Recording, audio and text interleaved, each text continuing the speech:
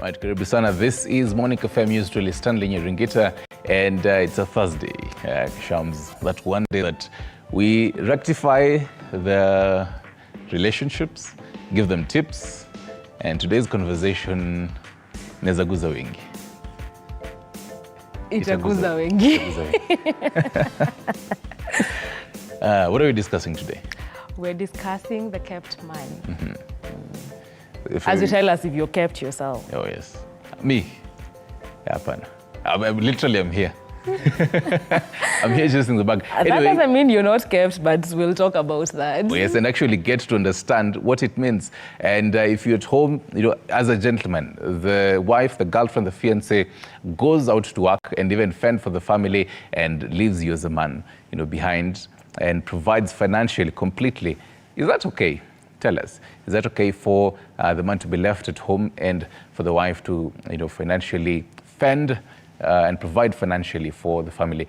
We're going to have this conversation with life coach Alfred Erita, who's here with us. Karibu sana. Asante sana. King Sharp. Thank you so much. Jana ulikuwa men's conference ama you're sambazing maua? Jana nilikuwa tunapeana maua. I'm married to a beautiful wife. She's Rose, and she's watching. Hi, honey. Oh. Yeah, we've been 17 years of marriage. Hey. So I was taking care of her later. Mm-hmm. In the evening, she was working in the morning, but later in the evening we were having a dinner.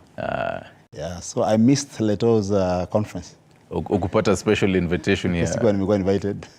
17 years, and you see, an author also, change is possible. Yeah. The book Discover the 6 Essentials of Personal Change will also be telling us more about this. And also, so apart from being a life coach, what else other hats are on your head? Well, I'm a missionary pastor. That's my calling. I've been a pastor for the last 20 years. Mm-hmm. But I have a passion for life coaching. I have a passion to help people make decisions that affect their lives positively. I am also a motivational speaker. I spend most of my time talking to young people in schools, in colleges, in campuses, just to awaken them up, to realize that there's more we can do than we are probably doing. And so that's one of the things I do. I also write books. I write books to help people, just to empower people, mm-hmm. empower people to unleash their potential. All right. Yeah. And speaking of motivational speaker, we'll also be having another motivational speaker here, okay. Denise Mooley. She's also a counselor, not a new face to this panel of Relationship Thursday. Remember, you can always be part of this conversation. Tafuta credit as early as now and call in live 0795045864. 0795045864. Call in live and talk to us. Tuambie, what do you really have to say on this conversation? Do you have any questions? Maoni yako itakuwa yepi? Now I'm curious, yes. Even as we wait for Denise, yeah. Even we were talking to some of these young men out here. Yeah. The whole word that comes about is the modern man. Yeah.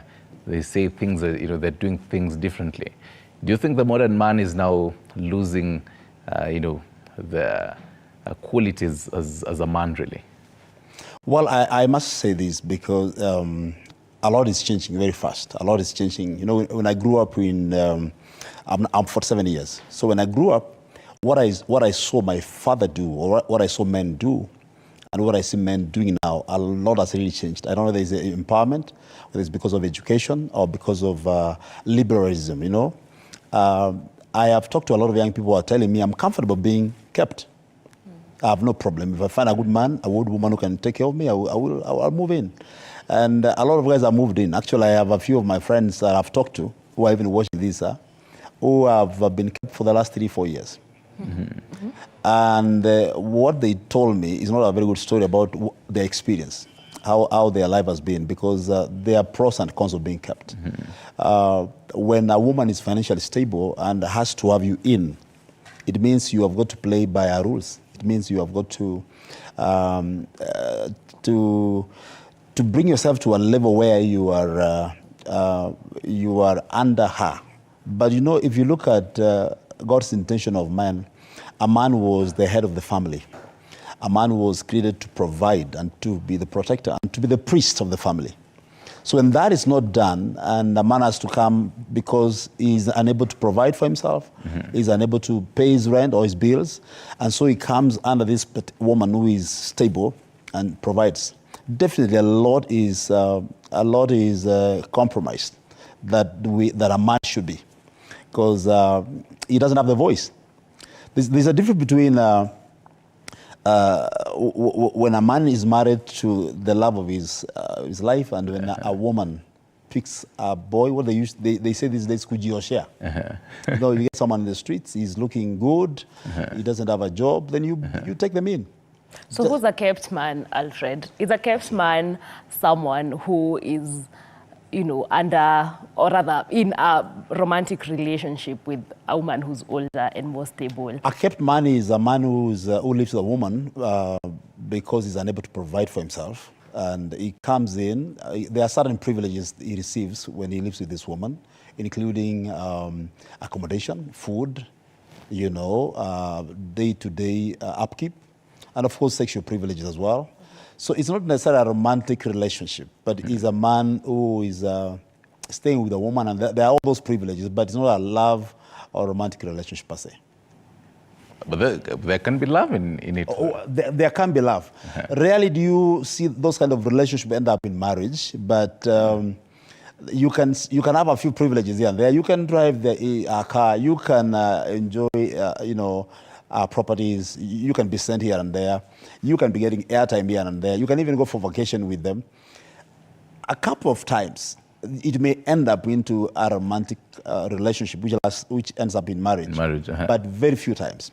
Mostly, it ends up very badly, from the experience I have. So basically now, if it, and even for the rare chances that it gets into marriage, now how do the roles change? Because essentially, naturally, as you're saying, the man will provide. Umezoea, the man anakuja, at the end of the day, amekuja na nyama, nini, everything provide financially, and the lady also, you're helping. So now how do the roles change? After the whole day, mwanaume alikuwa Netflix and chill, nini amerelax, amengojea bibi usiku. Definitely, if ladies were to be very honest and sincere, even those who are very able to provide, ladies were created by God, and they were created to be provided for. They are called helpers, okay, not keepers.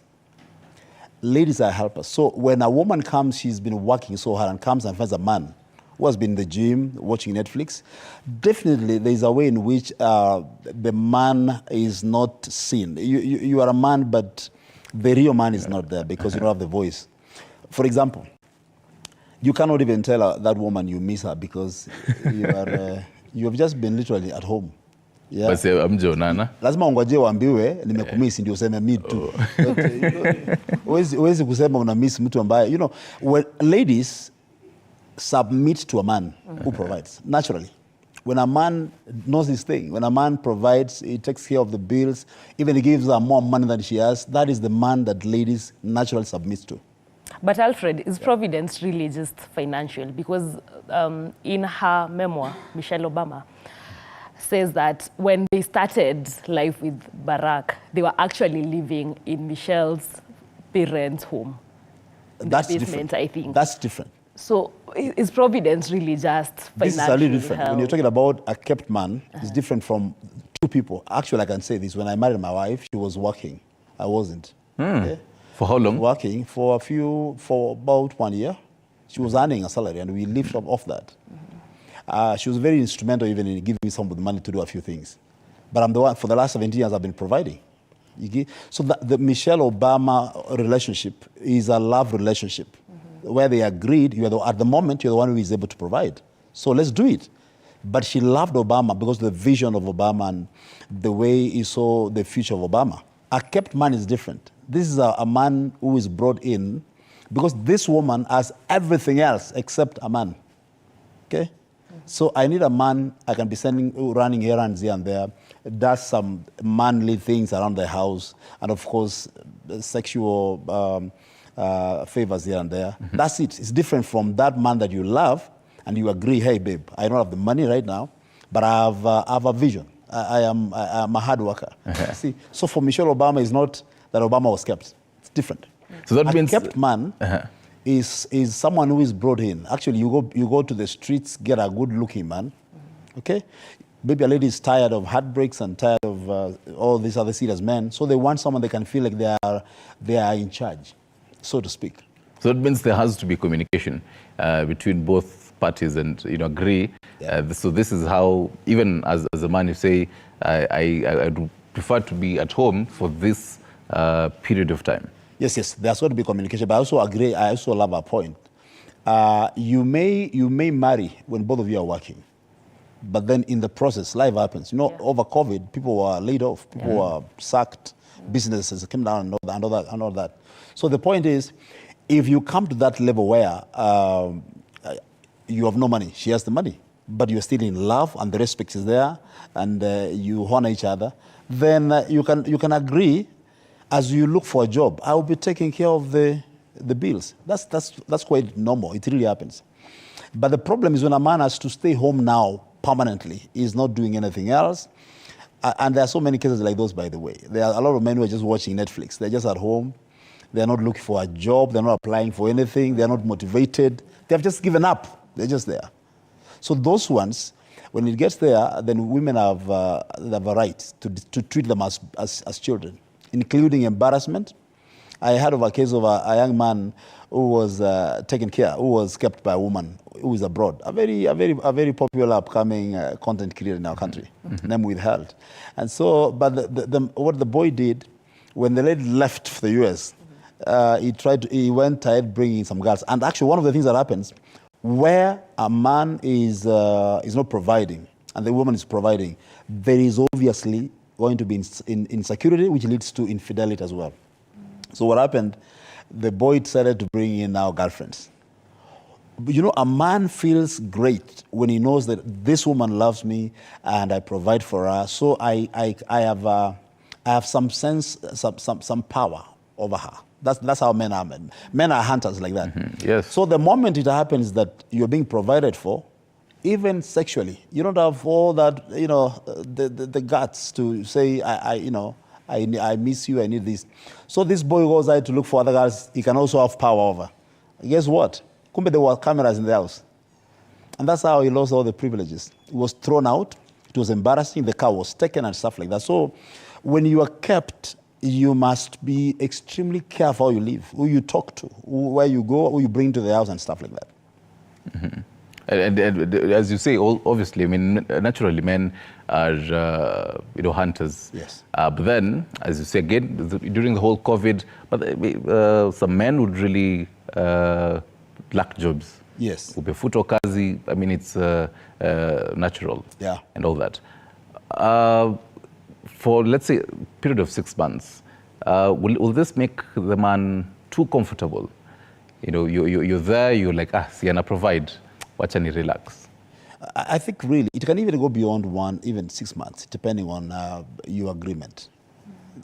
When two people are in love and there is communication, a lot can happen. Actually, a woman can even look for this man for longer, but he knows you're making effort.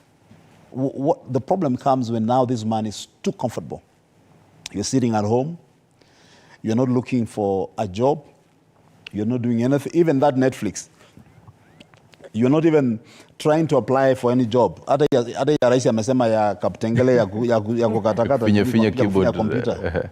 You're not doing anything, So naturally the woman will begin to, if the respect was there, it will drop slowly. And I can tell you, I deal with a lot of cases of women saying, my man is just in the house, doing nothing but watching TV. And this man has the guts to say, ukuje na maziwa. Man, nothing can make you feel impotent. Like when you have to keep on saying, kuja na maziwa, kuja na chakula. A man must get out of the house. Men are supposed to go hunt. Where I come from, women are called abarugi. Abarugi means those who cook. Now men are called abasacha. Those who go look for the money bring. Okay? So whether your wife is working, me I tell men, if you want to keep that role as a man, you better go work and have more money than that woman, so that you give her more money or make sure her needs are met besides what she does. In fact, I will say this might be controversial. There are some cultures I really love that believe that women were not even supposed to work in the beginning, in the first place. This thing of, and I know she may bring in our views and opinion. When Adam was created, and God decided to have a helper, He was not creating another Adam. He was creating a helper. This man was supposed to work, and this lady was supposed to help. Most families where that has been kept, where women help the men to do what God has called the men, those are the happiest families ever. But times have changed, Rati. Ama niaje Kashami? I don't know. I feel as if maybe it's about, isn't it a bit unfair to your gender, to the men, given how tough economic times are? Those expectations, nowadays people are, studying, getting their degrees, getting their masters without jobs. It's just a thing for luck, and maybe favor. So when a woman is fortunate enough to get a job, and this man is in the house for 10 years, are we not putting unnecessary expectations to the male gender? No, you should be out there hunting and... What should guide us in this conversation is really, what is God's original intention of family? Leave alone what has happened now. A lot has happened. There's a lot that is changing. Roles are changing so fast. These days now it's getting normal in the streets, finding men who are doing their hair, and it's getting normal, isn't it? It began as fun. Comedians began doing it. It appears like fun, but it's not. If you know me as a coach today, tomorrow you find I've put my makeup and put my hair and say, hi, I'm changing the way I speak. It's not funny, okay? So a lot is changing, and a lot has changed because of so many things. One, the economy. The economy has driven people crazy, if I can use that term. People are doing everything for money. In fact, one of the reasons why we have a lot of those guys, they also call gigolos. Why we have a lot of them is because the economy is tough. I talk to young girls in this nation. For the last 24 years, I've been to many, many schools. One of the things I ask girls, who would you take? Would you rather a boy of your age who loves you, or a man the age of your father who provides? And almost 75% of the times, they say a man who provides. And so that's a problem. That's a problem.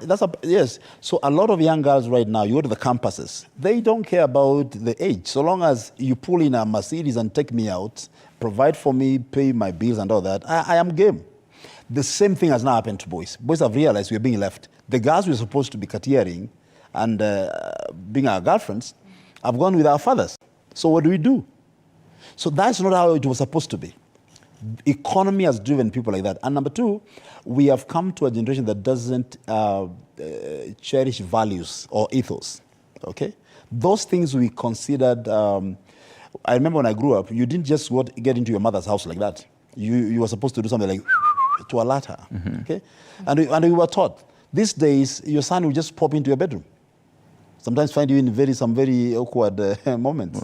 You see, so a lot has changed. As we get empowerment, as we get more education, because of globalization, whatever is happening in other cultures is happening here very quickly. That's why you find these days, as more dance comes, people are just doing this and someone is all of a sudden, because the thing is changing so fast. A lot of things now we are normalizing and calling normal are not normal, because how do you know what is normal? Unless we go back to the real standard, which is the family unit. What was God's intention when God made Adam and Eve? God was looking for family. God was not even interested about this education. You're talking about education, jobs, and careers to begin with. That might be another controversy, but we can discuss it another day. God wanted a family. And if you look at from the beginning, like, have you ever asked when Adam was created and he had these two children, were they thinking about university degrees and all that? They were not. But that same guy who was created the same day had the ability and creativity to name all the animals. How did you know that? Under what curriculum? So as we continue, and I want us to educate. I am a very powerful proponent of education. Let's educate. Let's empower. But let's always look at what is happening against the original intention. Okay, so some cultures, like now, if you look at the Arab world, for instance, You might have issues and say, oh, they have subjugated their women and all that. But those guys believed a man should work, a lady should be at home. Even in Mombasa, if you're in Mombasa, you see most of the ladies just spend their time being at home, being homemakers. And if you look at, if a man has money to take care of such families, you realize the kids grow, things happen, there's no pull and push, there's no infightings in the family because everyone is doing their role. She's taking care of the children and the family, the man is busy working. But now the problem comes whereby both of you are empowered. And you can't blame ladies for being empowered. You took them to school. Ladies are empowered. And I'll tell you something else you need to consider. As we increasingly, ladies are becoming more empowered. The boy child is becoming less empowered for some reason. I go to schools and I give young people a chance to speak to the camera and talk. Then I realize girls are more confident. They can speak very articulately. They are eloquent. But boys are, are laid back, and you wonder why. That tells you, the same boys when they go talk to these girls, the girls look at boys like they wonder, what is wrong with you? You are my age, but you are way below. So it really has to do with even growing up and how these boys are raised. But does that also speak, because imagine, even for a boy living in a setup, in a family setup where they saw the fathers and even the male relatives probably, these male relatives would stay at home and, well, the wives of the male relatives would go and, fend for the family. Yeah. And they grew up realizing this can actually work. By the way, pia mimi nikiwa mkubwa, pia mimi nifanye hivi. Can that be a factor also? Yes, it can be a factor. Personally, I grew up in a family. My father was a teacher. My mom was a stay-at-home mother. All our years, they are married for 51 years. They raised 6 of us. All of us are doing well. And okay, I don't say that that is what I would want everyone to do. I wish my mother also had some level of education and all that.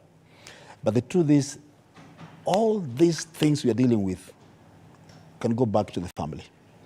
If we didn't raise our children well, if you look at the way our sons have been raised, our sons have been raised and the self-esteem is low if they grew up in some places. If you grew, for example, where you saw your mother being beaten, you will grow thinking women are supposed to be beaten. If you grew in a family where, I personally grew up in a place where I saw my father having one wife, okay? I never knew the other whether there is another. So I knew you're supposed to just have one, and that's it. See, if someone grew up in a place where it was a polygamous family, they will grow up thinking that way. So monkey see, monkey do kind of stuff. It really works. So really, we need to, one of the things as a way forward is family mentorship. If we need the boy to assume his role and be the man, and be able to talk to, and be able to approach a woman as a man, then we need to do more of mentorship and raising them as early. Do you think you'd be celebrating 17 years of marriage if you still didn't have a job or were earning way less than you? And remember, she's watching, so... I don't know. Honestly, I can tell you, I can almost tell you no. You know, I feel for men who are able to provide. I can tell you, it's not easy. One of my friends who's watching actually always says, when a man cannot provide, you feel impotent. You know what I mean? You feel impotent. When you have to be told, bring this, I don't have. You come home with more excuses than money every day. It definitely then the confidence of the voice, the role of a man is robbed. Okay, I don't think I would have managed 17 years if I was not.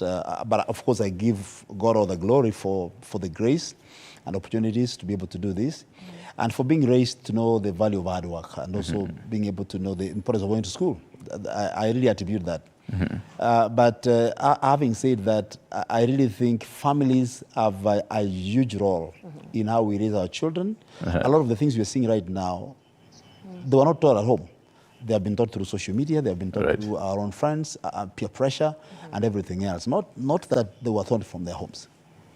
All right. And even now, as I have the next guest joining us, Denise, remember you can always call in live, 0795045864, and talk to us and tell us, weka credit sahi utuambie, do you think it's okay for a man to stay at home and wait for the wife, girlfriend, fiancé to provide financially? Umekaa tu kwa nyumba pale, umerelax jioni, as Rita was saying, unauliza, unasema ile masaa yake 5 p.m.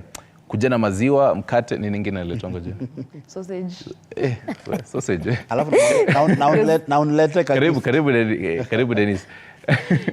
Na lotion. Oh, it is. And all that. Karibu sana Dennis. It's great to have you once more. Thank you. But then now for the viewer watching you this morning, they're like, I've not seen her in this relationship Thursday kind of set. Who is Dennis? Dennis is a counselor and a motivator and a person who loves teens and loves- interacting with them. Yeah. Do you, so that means between boys and girls? Both. Who do you speak to more? Girls. Girls. Of course. I will lean on that side more. And that is what we were talking about earlier, Rita. Yeah. We are rarely talking to the boys. We spend more time with the girls, which is no problem at all. But the problem comes. She said, The problem comes when the girls are more empowered, and then they come out of the universities, and then they realize, hey, the men we were with in the universities are unable to approach us for marriage and all that. And then you realize, do we do more on the girls than boys? She's doing a good job. Really appreciate that. But we need to be able to balance. Family is about both genders. We need to balance so that the boy child is not left. If you know, there's nothing bad when you see a young man with a dropped self-esteem, who cannot be able to speak, who cannot even, he doesn't know what they want, they cannot even take a shower. They're just, you know, when you go to the streets and see them, the way the men are, that's why they end up in drugs. They're ending up in cults and doing funny things. The girls are looking up. The girls are excited about life. They're working hard. The girls Both of them went through the same education level. Same class. Right. So Dennis, okay, and as you walked in, we were trying to figure out and understanding the kept man. Gashambi, bado ni kama.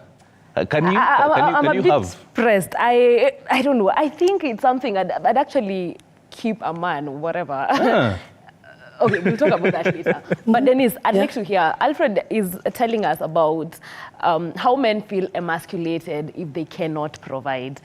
And my argument is that we are putting too much pressure on men. I think providence, being bold, is more of a personality issue than it is a gender issue. And I don't know if you agree with me.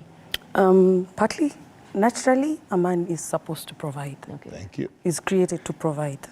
From the word go, from Genesis. So when they are not able to provide, they feel emasculated because now here is his woman who's seeing that this man can't provide for me anymore. And maybe now he's a stay-home dad. How do you think his friends are thinking about him as a man? Though, to you, it might not be a big deal since you're in love, you're in a relationship, you're in an understanding. But what about his friends?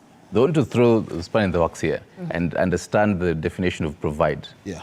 Does provide has to be financially?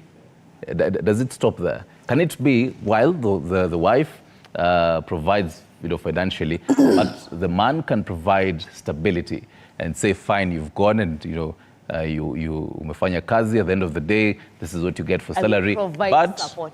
But then, so tunakaa chini tunasema, so this is what you get, this is what we do, this is what you do. Can, as much as he stays at home and, supports the wife, but can he still be the man of the house? Yes, he can. But now a question back to you. How many relationships have you seen that have survived where a woman is earning more than the man? It always comes down to inafika point huyu mwanamke ananidharau kwa sababu ana earn more kuniliko. It always gets to there. But because isn't that a problem with how we've been socialized, really? Because yes. the moment you start earning more than a man, women get that a lot. Umeanza madharau. And it's still the same woman you married. Nothing has changed. Nothing has changed. That's the problem with the boy child. I think that is the issue. It is the problem with a boy child. Yeah. Because hakuna vile anaweza taka ku accept ati huyu mwanamke anaweza nyenyekea hata kama ana earn more than him. Money is good, but I also might say money is a devil if you don't know how to manage it or if you don't know how to live with it.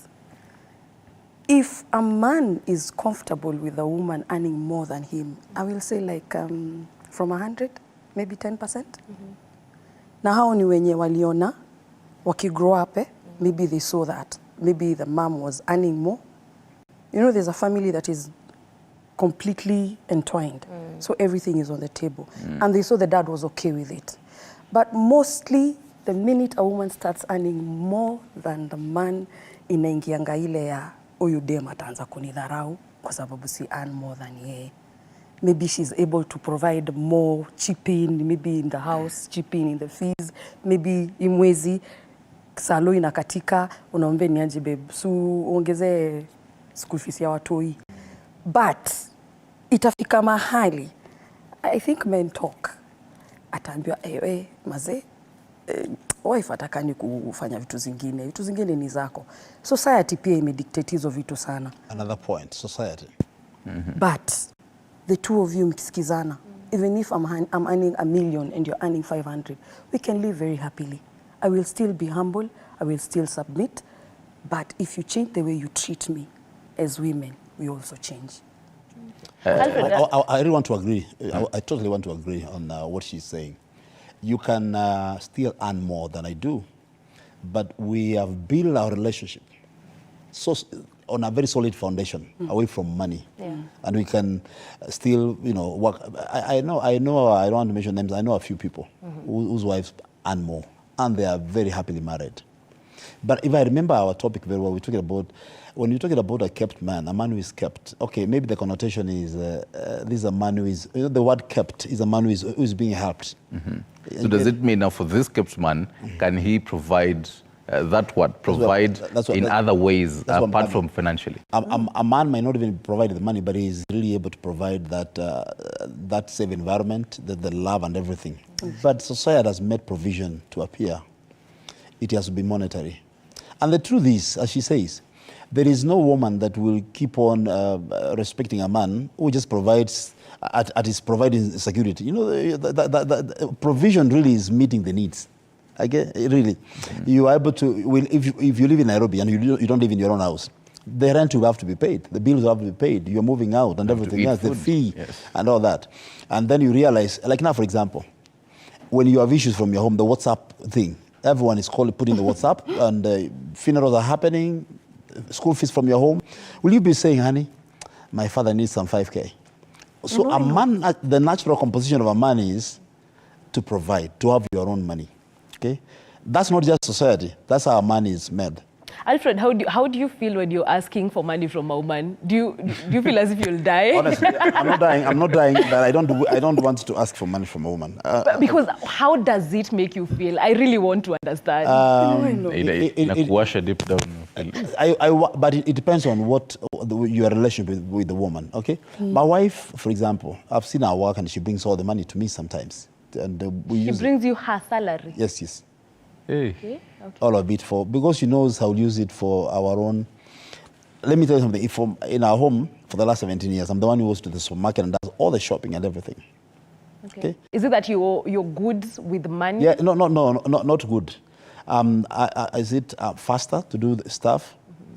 So she will tell you pass by somewhere, get this. And again, I'm always on the road from this place or from somewhere, so I'm always doing that, and she's comfortable with that. Okay. And again, when a woman knows that you are a hard worker, you always have your money. She has no problem with her money. The problem is when you're depending on her money for your upkeep. Are you getting?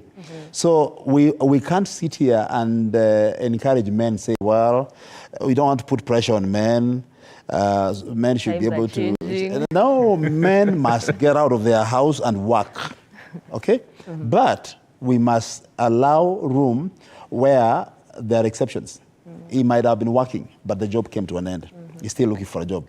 Don't be merciless. Don't forget that he was the same man who provided as well.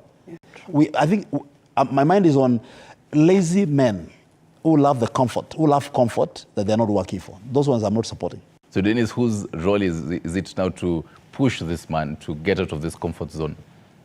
The wife. The wife. Yeah. Or the babe or the honey, whoever. But again, as he's saying,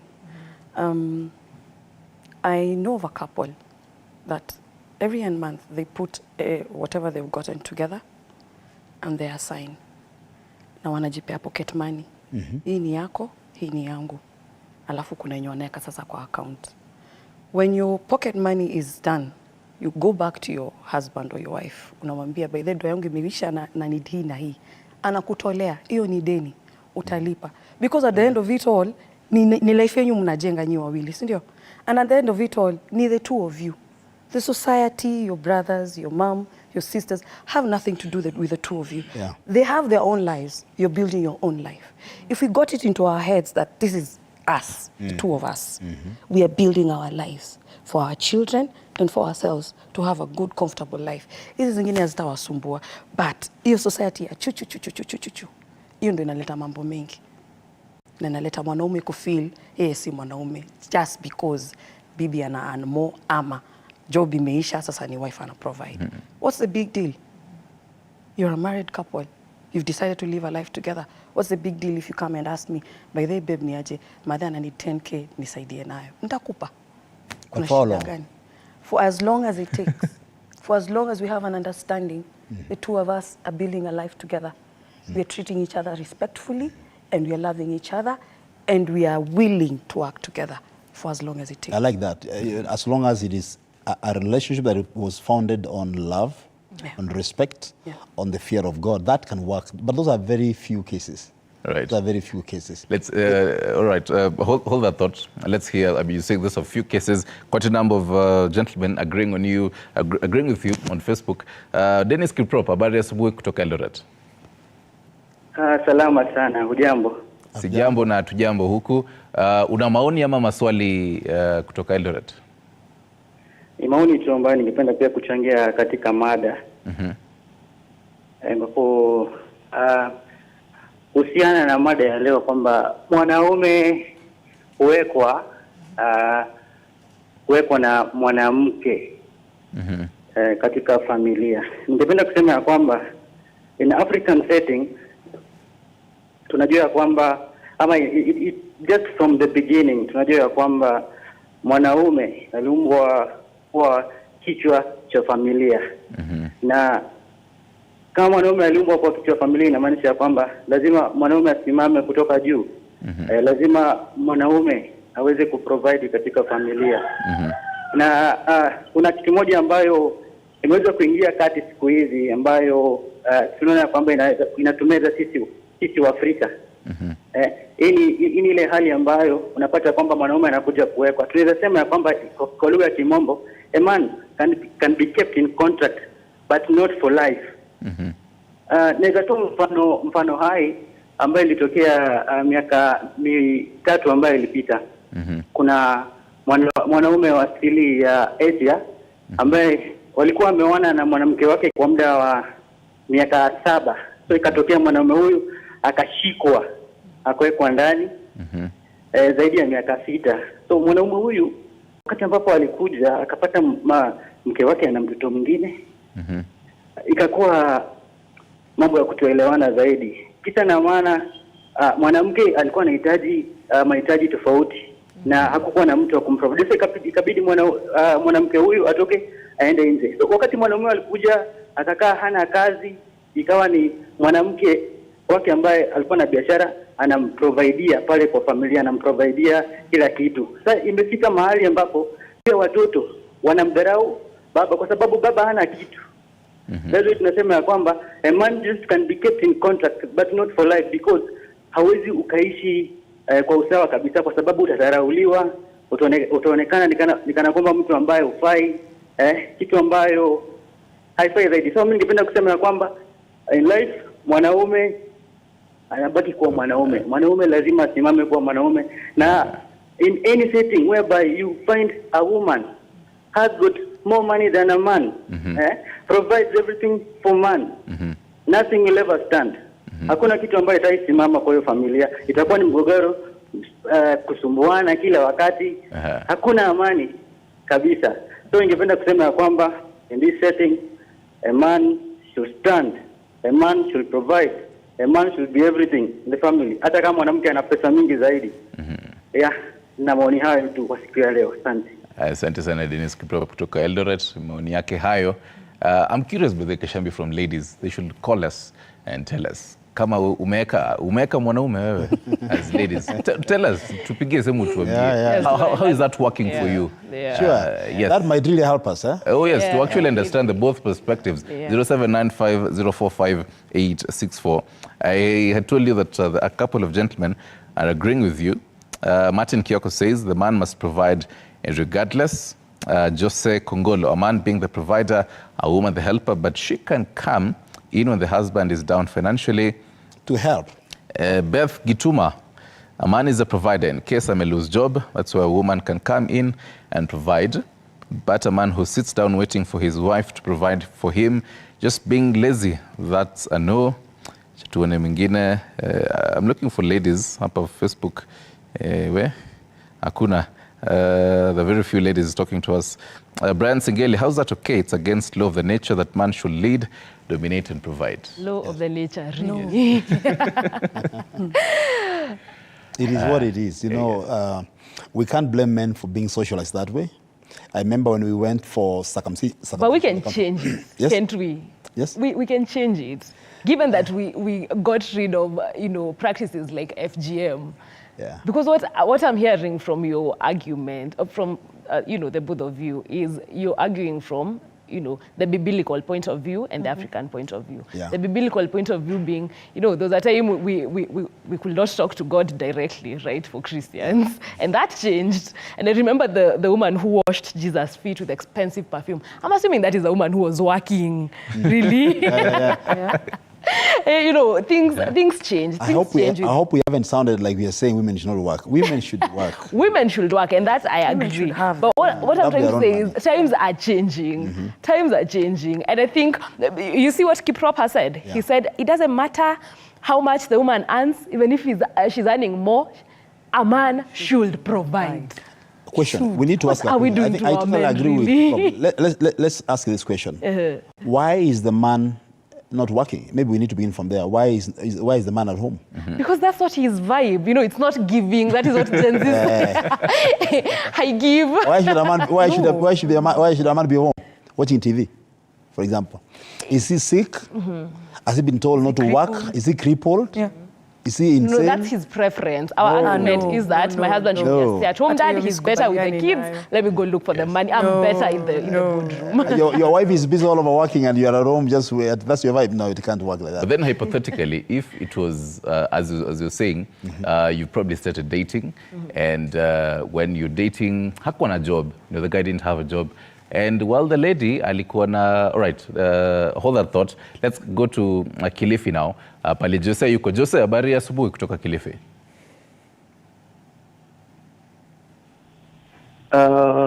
Nimekuwa nikifuatilia mada yenu leo na nafurahia sana mnazungumzia mambo ambayo kidogo yanaweza kuelimisha jamii.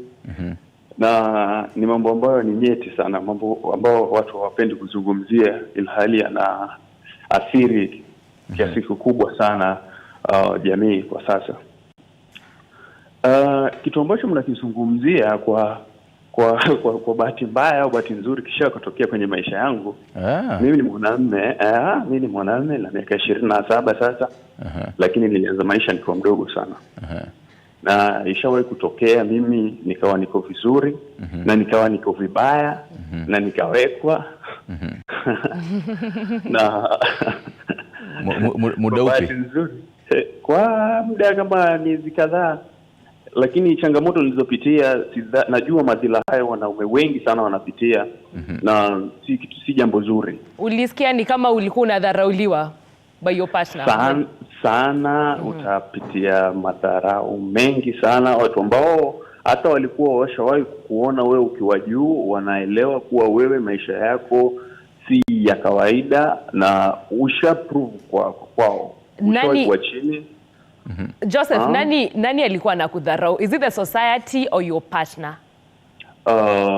My partner na watu ambao walikuwa upande wa kwao. Partner alikuwa anakudharau kwa jinsi. Unaweza kumbuka one particular incident? Yes, naweza nikakumbuka kuna wakati ndugu yake ambaye ni rafiki yangu mpaka leo, mdogo wake wa kiume. aliwahi kuja kunielezea kuna maneno yalikuwa yanazungumzwa. Mimi wajua nilikuwa naona vile ambavyo mwenzako, unajua mtu kama umeshaishi naye, unakaa naye, unamuelewa. Maneno mengine si lazima mtu akuambie. Vile mtu ambavyo ana act ndani ya nyumba, mkuu unaishi naye, akibadilika tu utaelewa kuwa huyu mtu amebadilika na kwa sasa hivi ananitizama kwa mtizamo fulani. So madharau au heshima si lazima mtu akuambie kuwa na kuheshimu au na kudharau. Kwa vile ambavyo atakufanyia, kuna vitu akikufanyia utajua huyu mtu aniheshimu au huyu mtu anidharau. Sasa mimi baadaye kuna siku ndugu yake alikuja niambia maneno fulani na nikadhibitisha kweli kwa vile vitu ambavyo alikuwa anavitenda, nikaona kweli hivi ambavyo nilikuwa naambiwa kweli. Alikuwa anakaa na familia anayazungumza, mpaka wengine ndugu zake wanamwambia hapana, usimzungumzie huyo mwanamume hivyo. Huyo mwanamume ametoka na wewe mbali, mshasaidiana, kuna wakati alipokuwa yuko vizuri akakuweka na maisha mazuri. Sasa hivyo vitu ambavyo wewe unaviona sasa hivi unaona kuwa hawezi kukupa. Na ni wakati wa COVID-19. Ni wale watu ambao sisi, mimi nilikuwa hotelia, na watu ambao tulipata layoff ya kwanza kabisa. Tukawa tuko kazini tena na mipaka ikawa imefungwa, mambo yakawa magumu. Jambo ambalo mimi nilikuwa nataka kuchangia ni kwa wanaume wanapitia mambo mengi sana, na wanawake jinsi Mwenyezi Mungu alivyowaumba ni kuwa wanawake ndo usaidizi wa pekee ambao mwanamume yote anaweza kupata kwenye hii dunia. Baada ya kupigana na dunia huko nje, kitu ambacho unaweza ukarudi nyumbani kwako na kukiona cha thamani kwenye haya maisha ni mke wako, huyo mtu ambaye unaishi naye. Asante. Ndio anaweza kukupa nguvu kupambana. So wanawake wasijidharau wanaume kwa kuwa leo yuko vizuri, kesho yuko vibaya. Ni mtu ukubaliane na mwenzako. Na jambo lingine pia nilikuwa nataka kuzungumzia kidogo kabla sijamaliza, ni kuwa kuna wanawake wengi wanaishi na wanaume. Na hivi ambavyo mlikuwa mnasema kwa men to be kept. Some of the men are kept because women who they are dating or who they are married to, they are living with, are financially stable na wako vizuri, wanaweza kuwasaidia. Lakini mtu anataka kukuweka kwenye haya mazingira. Wewe kama mwanamke una pesa, yes, una uwezo wa kumsaidia bwana wako. Mbona usimuelewesha au mfungue macho, umfungulie kama ni biashara au msapoti kwa namna yoyote ili aweze kujitegemea na asikutegemee wewe. Asante sana. Ndio maoni yangu ndugu yangu. Asante sana Joshua kutoka Kilifi. Salimia tu Kilifi pale. He brings about quite interesting points of view. I was to ask a question, but then I'll be briefing it after this particular short break. Really has concerning the whole red flags. Saying it takes time. I mean, we had established that this, as you're dating, probably dating for 1 year, and kunafaa kuna zile red flags. You realize, by the way, this guy, he told me he doesn't have a job. He's looking for one. But then he keeps evading hata the urge of even bothering to even look for a job, bothering to even have business ideas, something to even hata ile kutoka tu kwa nyumba aende tu ajifanya ametafuta kitu. What are some of those red flags that we should really be eyeing for? Think about that even as you take a short break.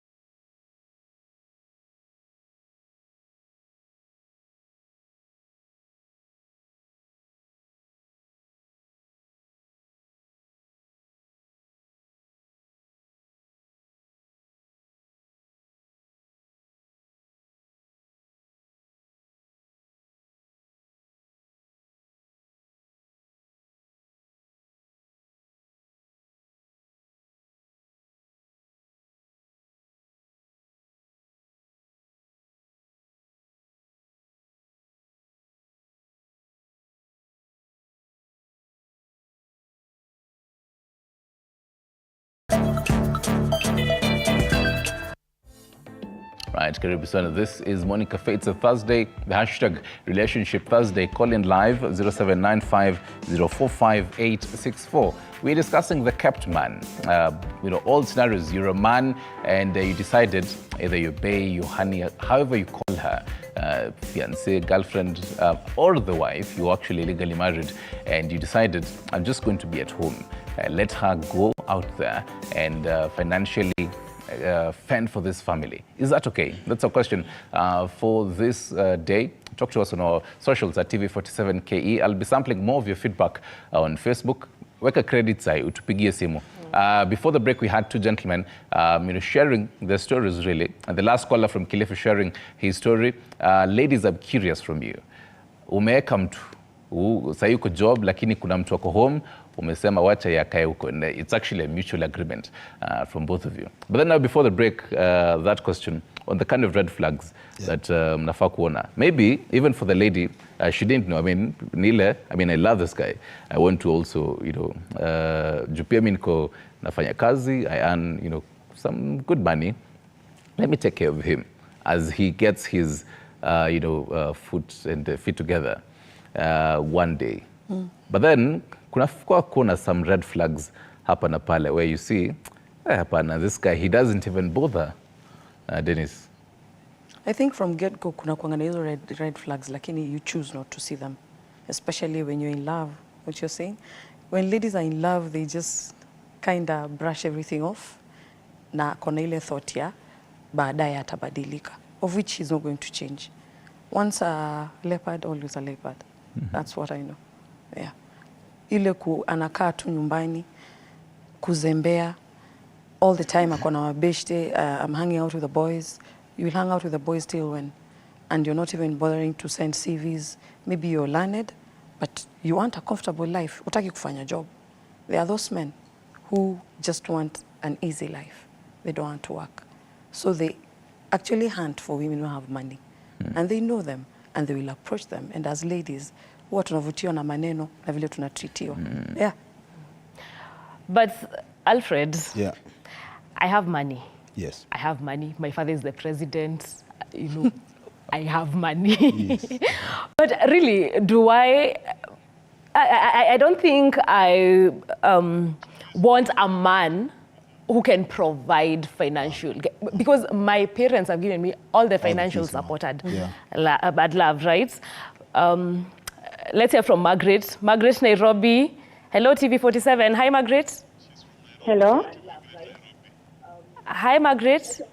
Hello, hello. Hello, how are you? Talk to us. I'm very fine. I wanted to talk about, I can hear you. Okay, I can hear you as well, fine. Margaret. What I'm saying, you can keep a man when maybe he has a breakdown. For mine, I stayed with him for 3 good years when he was retrenched. And I could provide everything. But the problem came when he got the job. Okay. Coming back to the house to provide, it was a problem. Okay. Because he was saying I was able to provide those 3 years. Okay. Why should I ask him for money? It was a real battle. And how did you deal with that, Margaret? I keep on pressing. Because I knew he had money, and if I don't ask that money, he would take to another woman. Okay. Labda Magi nikuulize. Yes. Our previous caller kutoka Kilifi alikuwa anasema kuna ile madharau mwanamke anaweza onyesha mwanaume maybe juu yeye ndio ana provide. Unadhani hiyo ni ukweli? Imagine, okay, maybe it debates with some people. But for mine, hata nilikuwa nampea pesa mpaka anaenda na wanaume wale wengine kwa baa kukunywa. I used to provide him with everything. At the same time, wale wasichana walikuwa kwa nyumba alikuwa anawachokoza. So you can imagine the struggle I was doing. Na wasichana nilibadilisha hiyo miaka 3 nilibadilisha karibu wasichana wa 4 ama 5. And I used to stay with almost 3 or 4 years with one girl. They could come and tell me ABCD. I don't know kama kuna wale wanidanganya, lakini wale waliniambia nilikuwa na naelewa na maybe na change ama na muapproach na anakataa. But after kuongea for long, even I involved his colleagues who are so close to him. Alikuja na akadrop hiyo maneno na akaanza kuassist. Even now he's up to the game. Okay. Na at least wanaume ningependa wote watoke nje wafanye kazi. Na labda ulikuwa unamsaidia labda kutafuta kazi, kutafuta kama ni biashara kwa hizo miaka zote? Hata nikamwekea zingine. Nilimwekea karibu biashara 3. Alikataa ama alisema aje?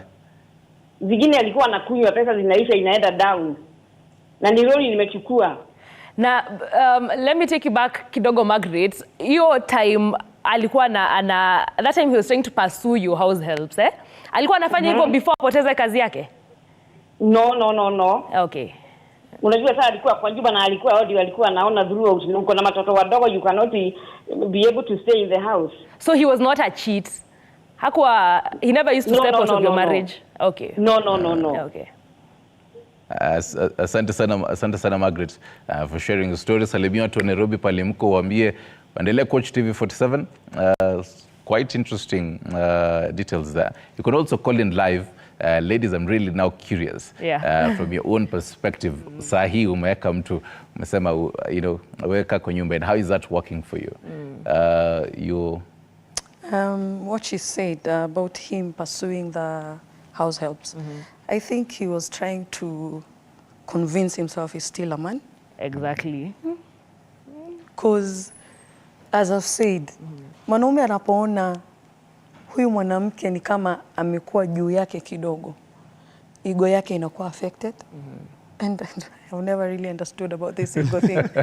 Ego yake inakuwa affected. Anajiona yeye si mwanaume kamilifu. Sasa lazima atapasua wasichana wengine ndo ajaribu kujiconvince he's still a man. He still he still has the game. You know. They say, and it's a sad thing because I mean the wife was okay providing. So what's the problem? You're still my man. I'm still respecting you. I don't see why you should. Maybe you tell us, men, what happened. And that's why I'm still very emphatic on, is the problem how we are raising our kids, our men? Yes. Isn't that the problem? Partly, but I want to agree. When she said about the ego, she never understands about the male ego. They say it's as huge as an elephant, but very fragile as an egg. A small thing. In fact, most women who, when you wanadharau wanaume, hawajui kama wanadharau. They think it's just a normal thing. But only a man knows how to feel madharau. And I'm not defending any man, but sometimes ladies, when they're providing, they can also come with demands. Sasa umekaa hapa, si ungepika, si ungefungulia kuku, si ungefanya nini? Those are the small things that make but I think, my dear, that is more of a personality issue than it is. There are people who are naturally rude. There are others who are just polite. Because on the same breath, there are men who wako na hiyo madharau sana to the ladies they provide for, right? And we see that all the time. It's both ways. But now let's go back to the question you're asking about the red flags. I think that's an important question. How come people never see some of these things when they get into relationships? And I'll say this. We live in a generation that is not very keen about details. These days, people just meet on Facebook or dating sites. Or Snapchat. Before you know it, they have met. And even that particular day, they might even go in together. I'm sorry I keep interjecting. We have another caller. No problem. Fredo Gutu, hello, TV47. Hey, Jambo. Jambo, habari yako Fred, habari ya Nairobi? Yangu nisema nafurahia mjadala mko nayo. Unaweza kubali kuwekwa na mwanamke? Siwezi, kwa sababu niko na experience ambayo ningetamani kuchangia kwa sababu inaguza maisha yangu deeply. Mimi nilikuwa kwa ndoa for more than 10 years. I was providing everything. I sponsored my wife to have a course. After that, alipopata kazi, mimi nikakuja nikalose kazi. Ile madharau nilionyeshwa hadi nikaambiwa nitoke kwa nyumba. Madharau kama Pardon? Madharau kama gani, Fred? everything. Hakuna uhusiano wa bwana, hakuna everything. Madharau ya hali ya juu, kurudi kwa nyumba saa 4 ya usiku. Yes, kazi yake ni saa 3, anafaa kutoka kazi. Saa hii niko kwa ndoa ingine. What I can only advise ladies, be respectful and subjective to your husband. Mwache kuwa tu watu ambao mna handle mabwana zenu wakati wako down in a bad way. Because consequences are very dire. Because after kutolewa kwa nyumba, consequences zenye amepitia hadi now, licha hiyo kazi ilikuja kaisha. So kindly ladies, wakati Mungu amekuposition kwa nafasi, be subjective. Usianze kuonyesha madharau, because most of the time wakati wanaume wako kwa kazi, wana provide na wana respect wake zao, lakini wakati wake wako kwa position, wanadharau waume zao, wanaweka at the lowest. So please, ladies, wakuwe watu wenye wanaweza pia kuwa reasonable wakati Mungu amewapa nafasi, because it is all about God. Mungu ndio anaweka mtu katika position fulani. That's very true. Thank you so much, Fred, for calling us. Yes. Asante sana. Have a nice day and keep watching TV47. Thank you for your debate. All right. All right, Rita, you? I was just talking about, that's a very good point that he is raising, and I can tell you, if men call in, 80% of the men, if not 100, will say the same thing. But that's neither here nor there, because there are also irresponsible men, like the one we have just had. Amepewa mpaka biashara na hawezi. You know, there is irresponsibility. Kuna wanawake who mean well. Anataka kusupport, amefungua biashara, una mess, unaruka na wasichana. That is also there. But I was talking about the red flags. The whole essence of dating is to be able to see all the prospects and be able to see this partner that you want to stay with the rest of your life. That is the essence of dating, and just getting to know how they are. And in this process, you need to be able to see all the red flags. You are human. You may not see the future. Nobody is able to know how marriage will be. That's for a fact. But if you are someone who is very keen and you really want to make marriage work and you're praying about it, somehow there's a way God helps you to be able to know, even insight to know whether this is someone. God doesn't give you everything. God told Abraham, leave. He didn't tell him everything. God is the kind of God who tells you to take the first step. He doesn't show you the entire thing. Yeah. But there's a feeling, there is some peace that comes with it when you are getting into a long relationship like that. But these days, we get people who just know she's beautiful. I've checked her Instagram. I like her vibe, and all. The language has changed. I like her vibe. I like her look. You know, it's really changed. When I grew up, it used to be her values. Yeah. I love her character. I love how people talk about her. I love how she's supporting her family. I love her commitment. Are you getting? Yeah. Those were the real things that made someone feel like, yeah. Any good vibes and inshallah. The vibes. The vibes are vibing. Yeah, those were the real, to me, those are the real vibes. Yeah. When someone has character, they are dependable. These are people that you are sure even if you're not there. I ask people these days, are you sure this girlfriend of yours, if you went to the US for a job for 2 months, atakungoja? If you can't answer that, you have to think. Are you sure this man who is you're calling my sweetheart? If you go to Dubai, can you be sure? And I can tell you there are very few men who can ascertain that and say, honestly, me, I know my wife will stay. You are so blessed if you have a wife or a man like that. So people isn't that because they are so busy hustling, they don't have time to bond with these people and really get to know them? Because it's just the hustle. Looking for money, trying to outshine her. The issue about infidelity has got to do with character, almost 100%. It's got to do with character. There are people I know who are in long relationships, long distance relationship in America and in Kenya, but I can tell you they are very together. That's what I'm saying. The men not being able to answer those questions. That means our relationships are very shallow. We don't get to know each other. Because we are working like donkeys, we really prioritize this problem. That's why we need to have another conversation on a different day about is work messing up, is hustle and work messing up family? Yes. Family. That's another debate for another day. We'll have you here. We need to have that.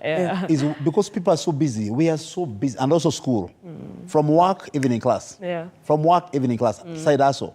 There's no time for life and family. That's why all this is coming down. Yeah. You get? So I don't think you can use an excuse of work to cheat. You know, someone who is a cheat is naturally. And speaking of which, now, Denise, are there women out here who are actually willing to keep a man?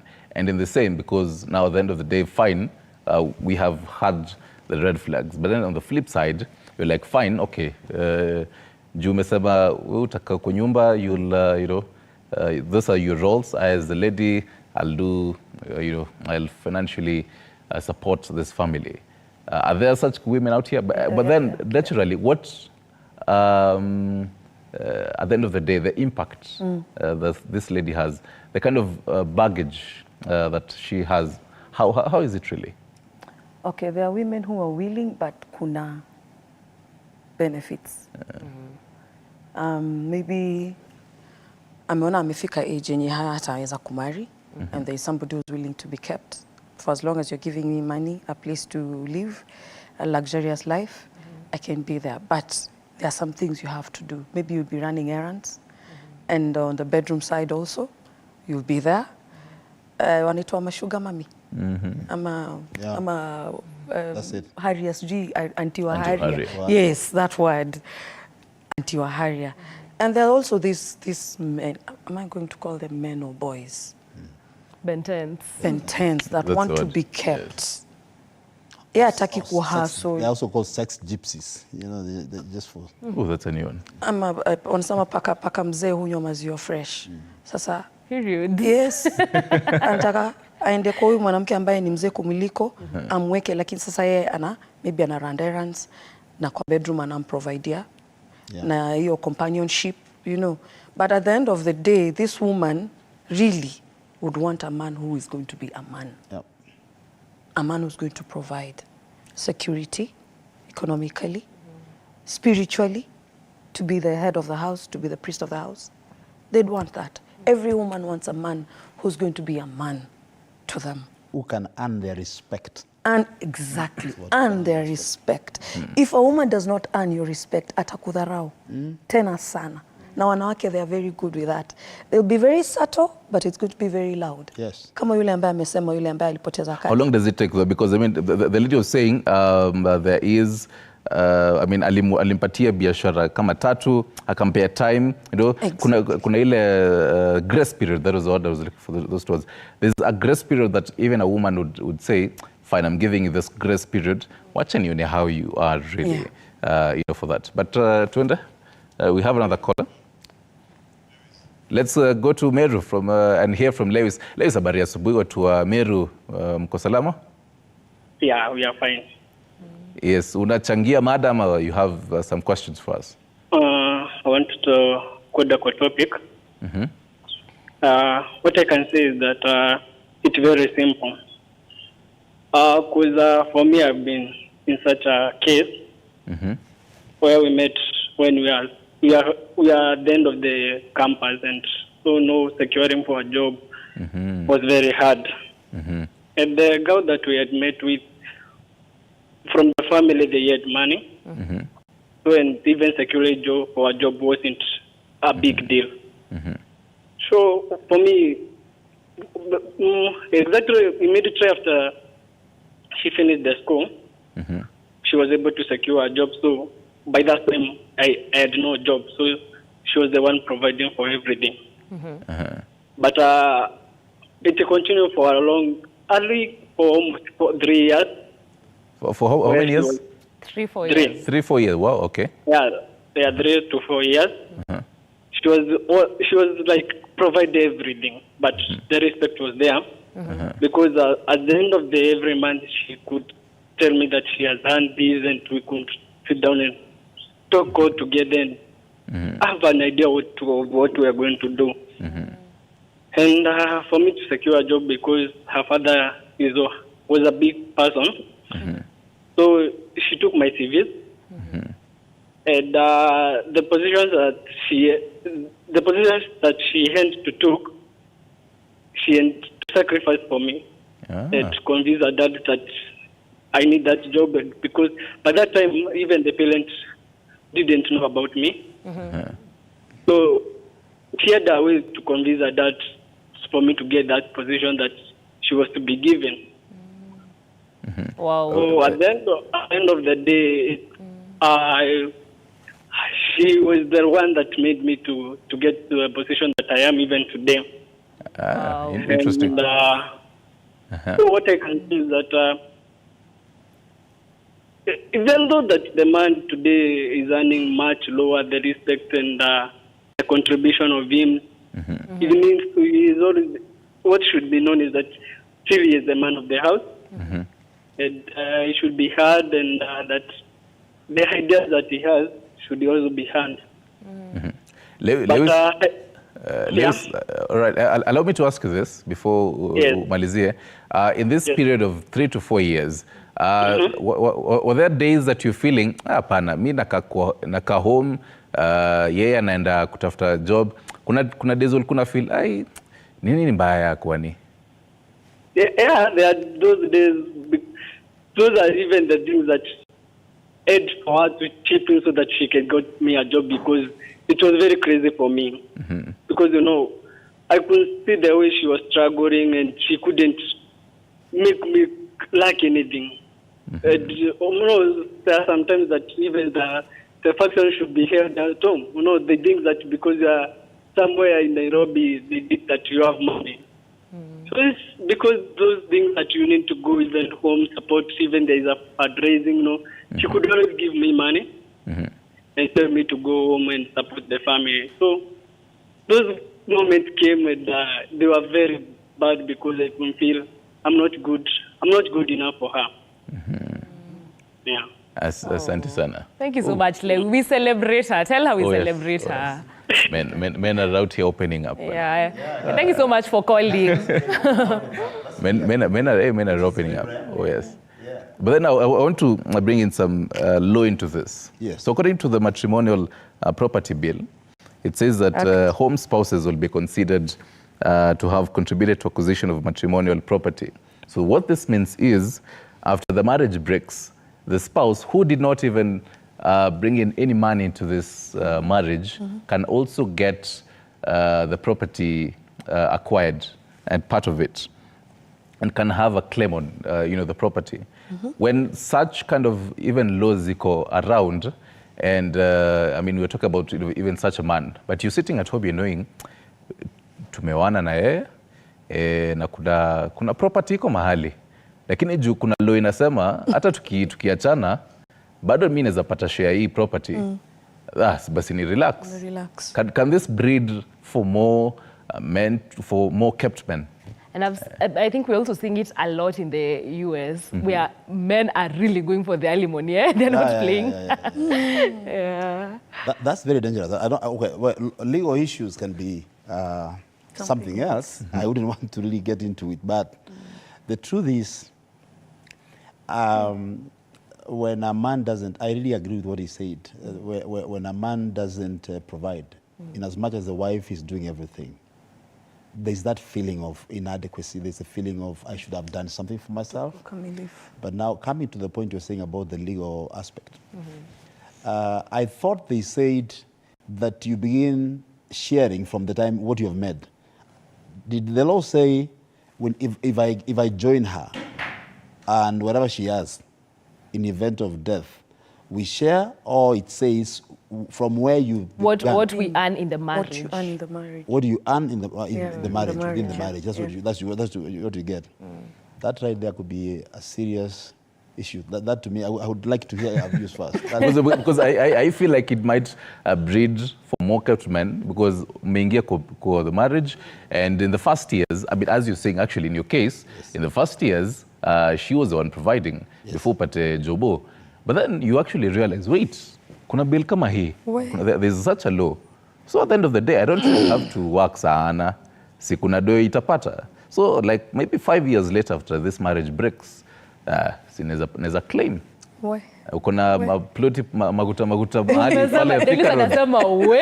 That is not a very... Mahali Thika Road unajua kuna shamba Rich man. No, I'm saying we're thinking from a woman's perspective. Yeah. Now, if I get to know that you're just being lazy because you know I've already acquired some property, then as a woman, I will hide. I will earn property. I will put it in my brother's name, in my mom's name, in my sister's name, and you will not know. Women do things that you will not know. A woman will die with secrets. So if it gets to that, if that's a law, then that is very dangerous. But I would like us to look at the moral aspect of this. You know, the Bible says, if you don't work, Then You don't eat. that's where I am. I don't know what other factors could lead to a man sitting at home. Whether you are thinking, oh, this lady is ameomoka, nazaketi hapa. You can actually find a woman who has everything, like what you're asking me. Yeah. You are a daughter of a president, you have everything. And then this man comes in. It's almost privileged. But you see, work, besides just getting money for daily use, work is fulfilling. Work is God ordained. Actually, yeah, it is. We're supposed to work. You know, like now, what you're doing here today, the fact that you're able to touch lives in Cliffy, Eldoret, that's fulfilling. That's what work is supposed to be. It's not about the money. Actually, the money you get at the end of the day, if you were to be honest, I doubt if there's any employer who can pay people for what they really do. Enough, You get? So if a man sets to sit home knowing that the lady has money, that already should be questioned. And the woman, we need to encourage every woman. If you sense the man is sitting pretty, knowing you're making money, you need to act. Yeah. On a light note, the Bible also says, I think in Deuteronomy, that the first year after the man gets the wife, let the man relax for a year and make the wife happy. Is that in the Bible? That's a whole theological discussion. That's a very totally different dispensation, of course, we're talking about. But also in the New Testament, it's very clear. If a man doesn't work, he should not eat. Leave alone even staying in that house. He should not be given food. So what I would say, in the best case scenario is where you are the president's daughter and you have the money and everything else, and, you know, get him working. Make sure that even if he's managing your property or doing whatever else, let there be work. Let him not just sit at home and say, we have all we need. But for example, I keep asking people, if today you became a billionaire, would you stop working and say, I'm just waking up to eat? No. Because waking up to eat and going to vacation for vacations is not work. You must find what brings joy and gratification into the life. Yeah. So, but that question of the law, I honestly don't have I don't have an answer. I need to go and study. Maybe next time I will come with an answer. But it's a dangerous law. But Dennis, you see how women, women are entitled to your property, right? You've been married, things happen, you end the marriage, they'll get a share of that, and we consider that as a society okay. Yeah. Because we say the woman was helping, psychologically, they were supportive, but men also provide the same. Yeah. So I'd see how he'd be entitled to my property. Now, I will say this from this perspective, and I don't know if it's going to sound sexist or I don't know, but she came into your home without children. She carried children for you. Okay. She's brought them up. Housework is very taxing. Yes. Very, very taxing. In fact, there was a time I was thinking that wanawake ambao wanakaa kwa nyumba, ambao ni housewives, should earn some money at the end of the month. That I agree. Because hizo kazi huwa haziishi. Mwanaume ukimwachia mtoto siku moja, utapata macho yake yamekondolewa.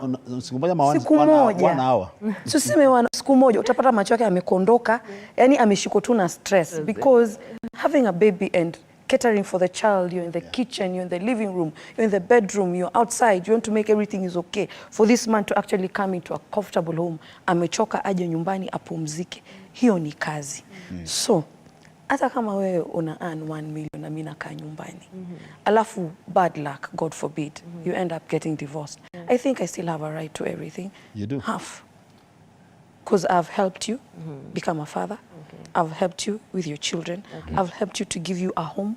You give me flour, I give you ugali. You give me sukuma wiki na kupa mboga ambayo imepikwa ambayo inaweza lika. Hiyo pia ni kazi. One might argue there are men who are good at nurturing as well, but let's talk to Bernard. Bernard Mokoa, hello. Yes. Hello, Bernard. Nakupata. Habari yako Bernard, habari ya asubuhi. Na unaweza kubali kuwekwa na mwanamke ama umewekwa na mwanamke? Madam, nakuambia hivi. Kama kuna kitu inaitwa laana ni kuwekwa na mwanamke. Kwa nini my dear?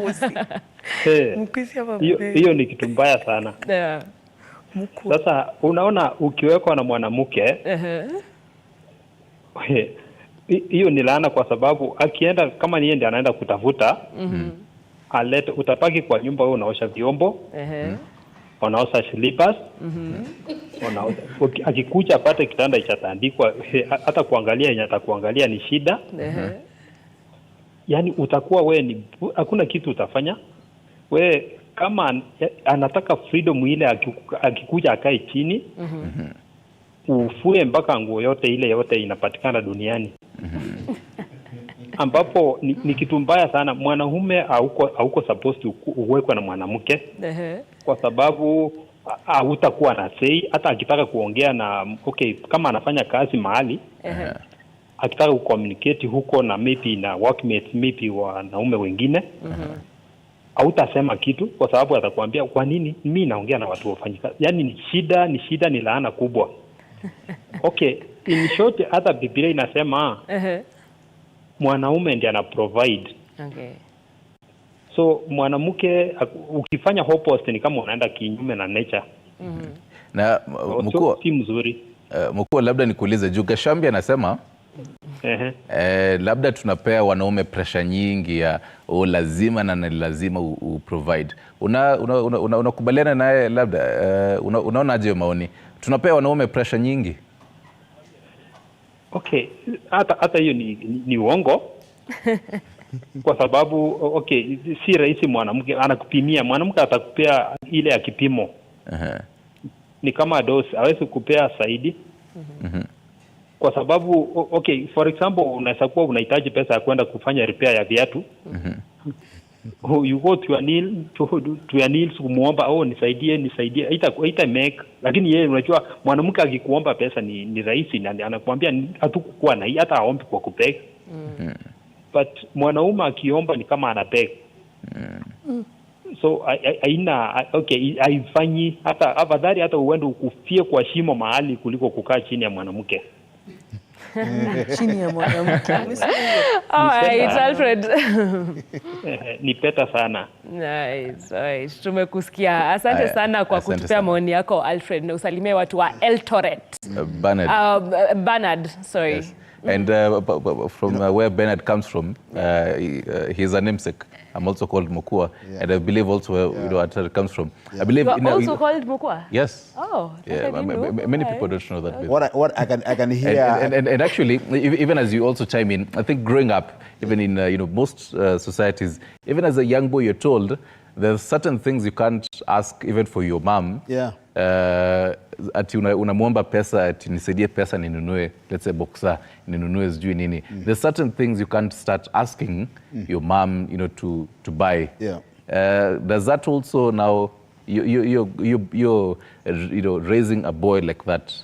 Yes. Do you know why I'm insisting that this is a personality issue? Yeah. Do you know I really struggle asking people for money? Yeah. Including men. I really I cannot Sawa send me money, but mimi utaipata nimekuuliza. I will go out there and hustle. That's why I'm insisted. I think it's a personality issue. What's up, It's something I need to say. I hear him, and totally I can see myself in him. Culturally, you can feel. He can't even believe. How do you begin asking for money? Because how you were raised, and I don't want to praise the culture. But I think in a way, I love some aspect of it. That you are meant to be a man and you are helped. The good thing about culture is passed on.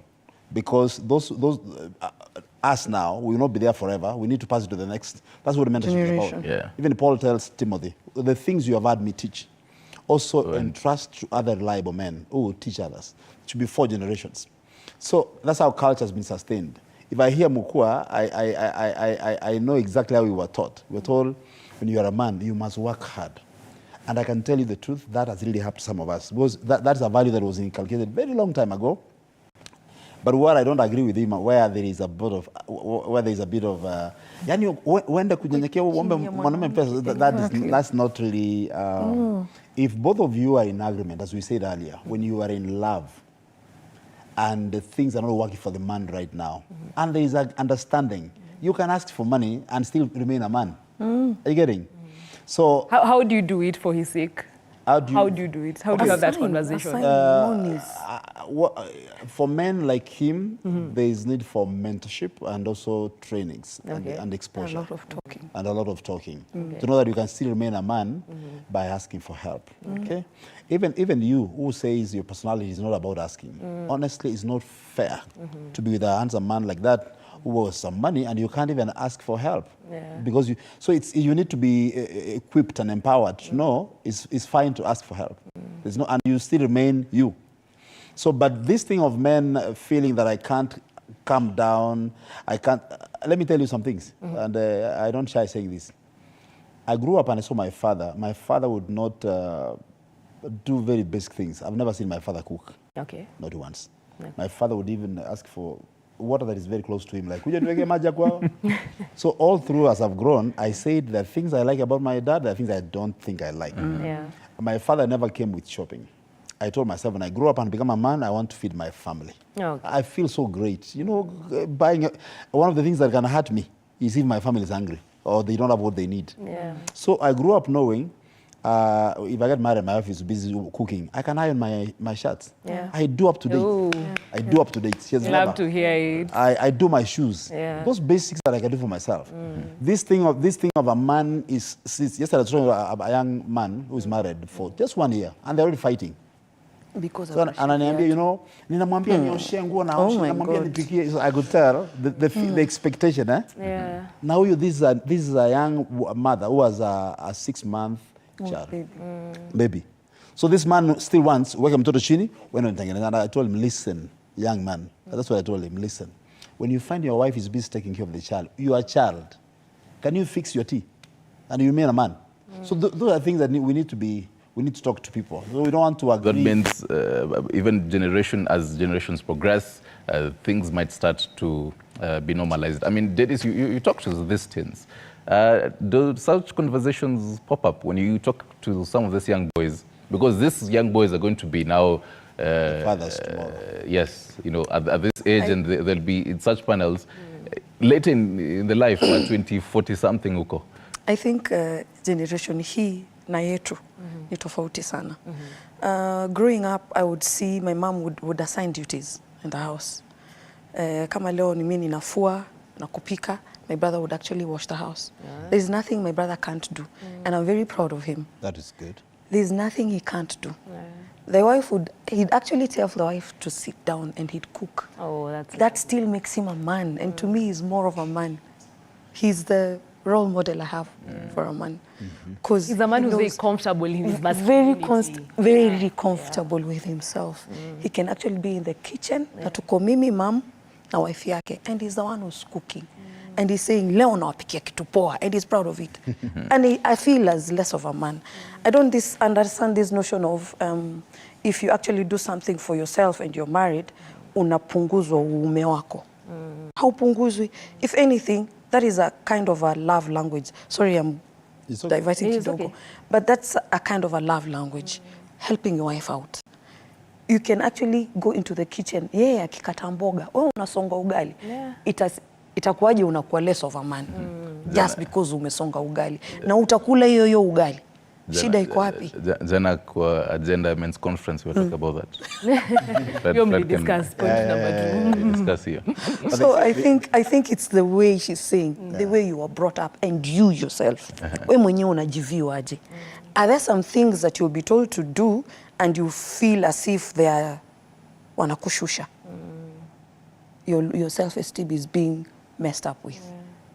Wewe mwenyewe, wewe mwenyewe unajibeba vipi? Actually, I love something Chimamanda Ngozi says in her book, We Should All Be Feminists. She says, women are not born with cooking skills in their vagina. I love that statement. We learn, we are taught. Anyway, talking about cooking, not everything we saw our parents do, we should do. That's one thing we need to be very clear. The fact that we were raised from that culture where men were men, you were supposed to do certain things and women were supposed to do certain things. Some of them really marginalized women very, very badly. Need to learn. Yes. I'm married from a place where women were very marginalized. My wife is a Borana. No. At the age of 5, she was engaged for marriage. At the age of 5.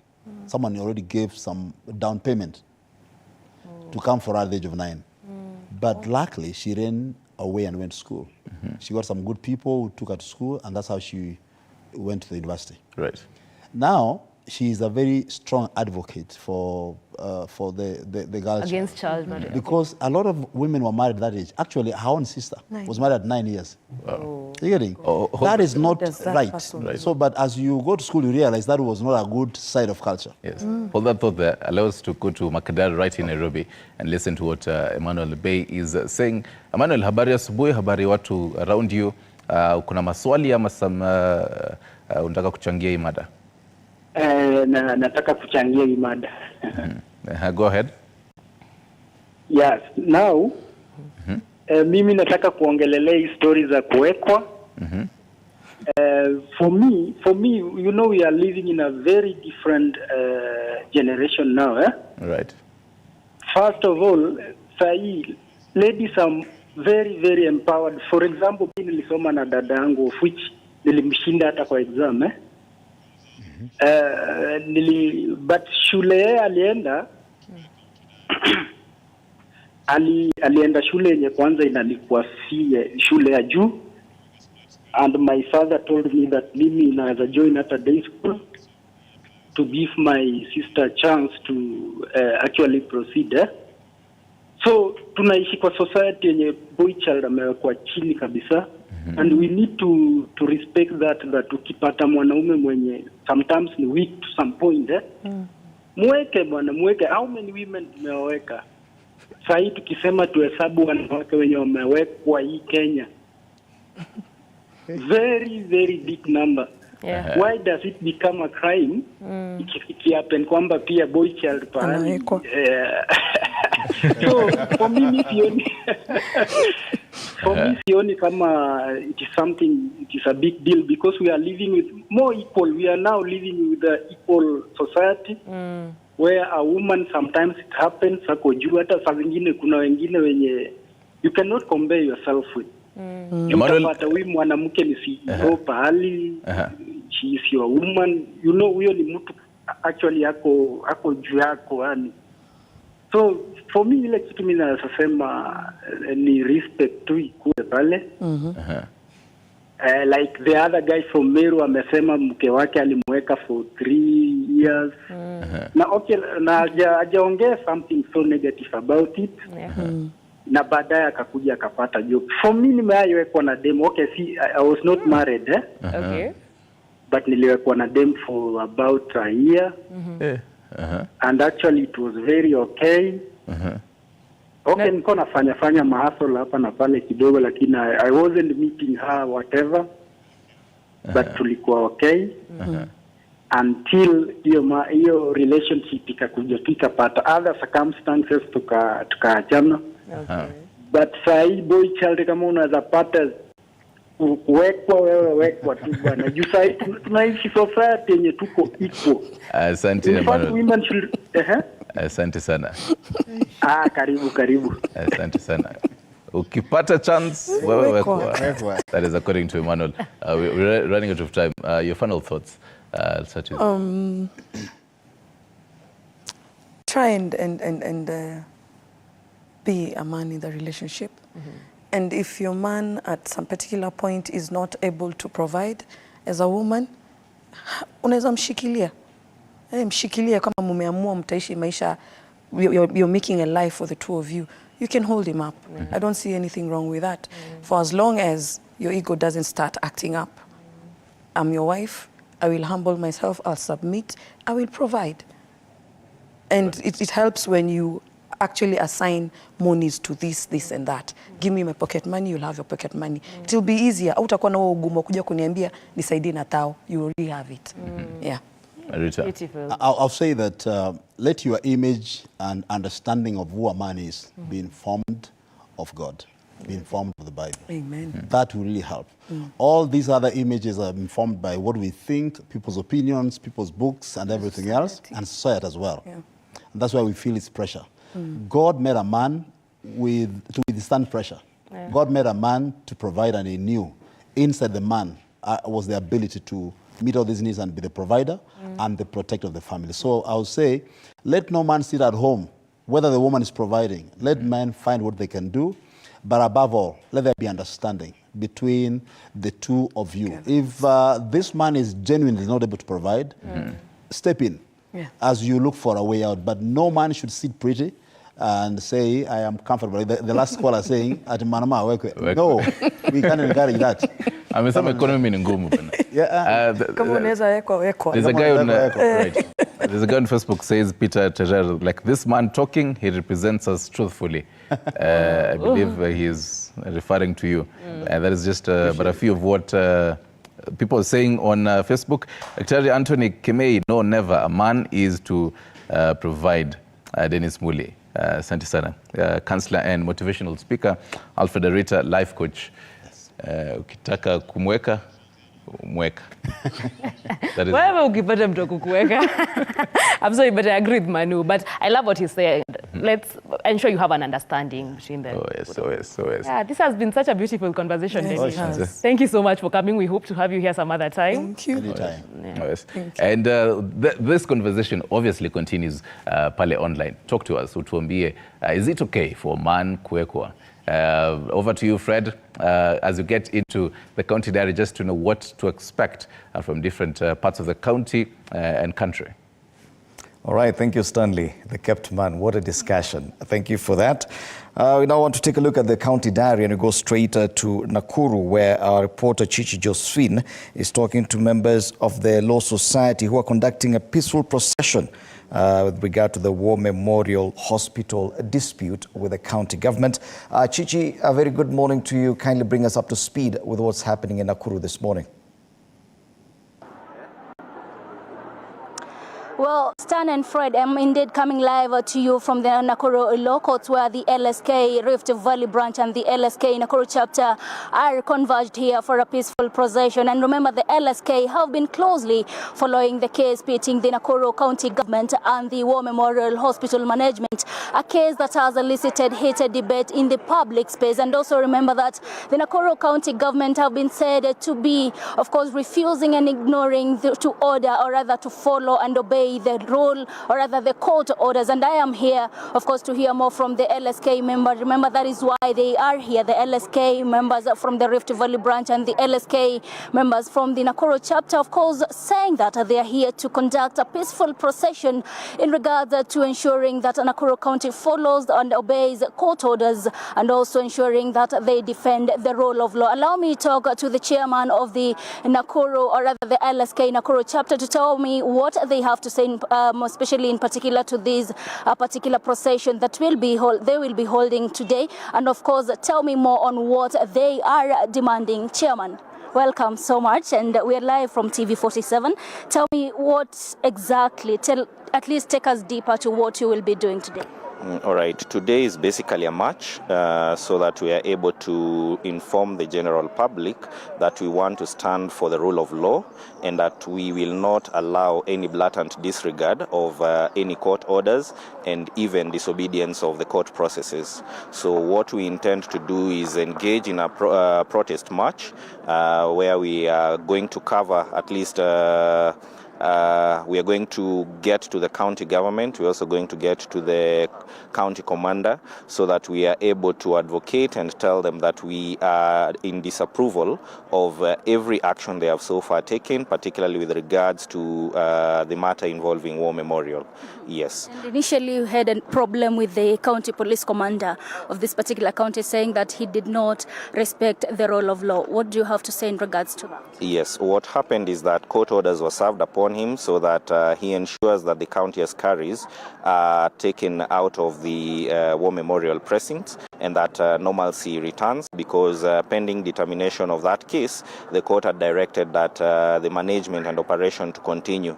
The management and operations actually were taking off until they were raided, I think about 2 or 3 weeks ago, and the county askaris forcefully took over. So the directives were clear that the police, who is a law enforcement arm of the government, were supposed to take them from the precincts and allow the management to proceed.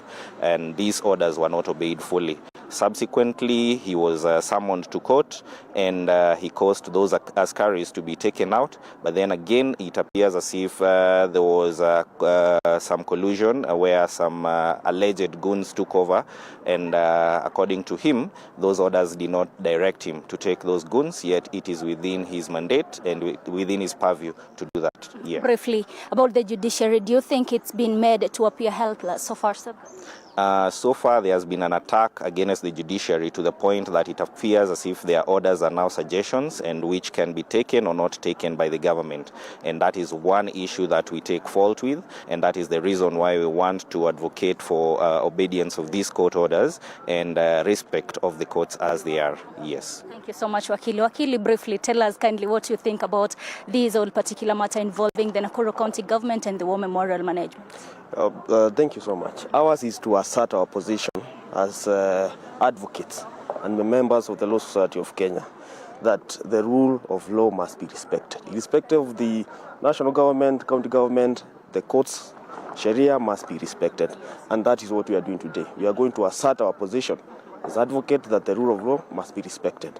We have seen that the court has issued orders, they have not been obeyed. So we cannot keep quiet. And that's why we are saying we are going to fight, because we swore the oath to respect the rule of law. So that's why we are saying, let everybody, any stakeholder, be in the government, county government, to respect the rule of law. Yes. Thank you. Wakili, sheria lazima ifuatwe. Tueleze kuhusiana na hilo. Fuata nyuki ule asali.